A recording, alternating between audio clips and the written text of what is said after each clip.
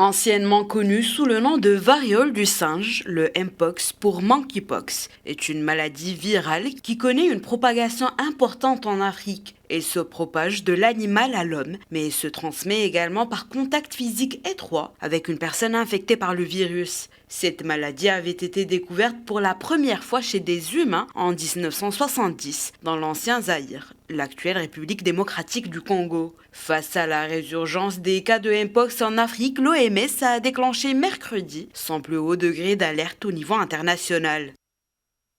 Last week, I announced that I was convening an emergency committee.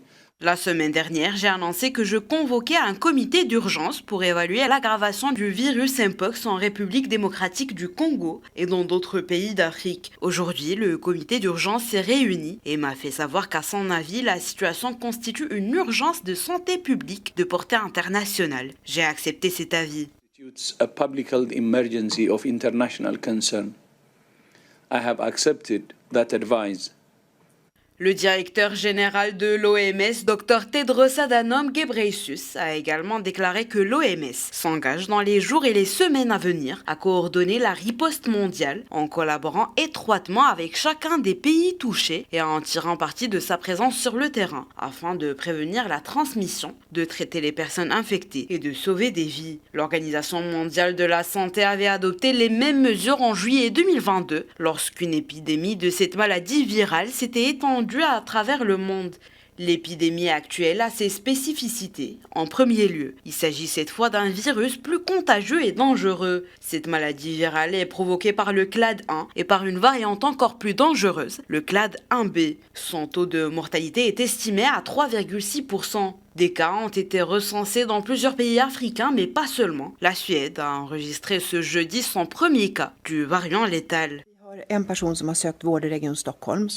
Nous avons une personne qui a cherché à se faire soigner dans la région de Stockholm et qui s'est avérée atteinte de la variante du virus clade 1. Il s'agit du premier cas de clade 1 diagnostiqué en dehors du continent africain. La personne touchée a été infectée lors d'un séjour dans une région d'Afrique où une vaste épidémie de variantes du virus de la variole clade 1 est en cours.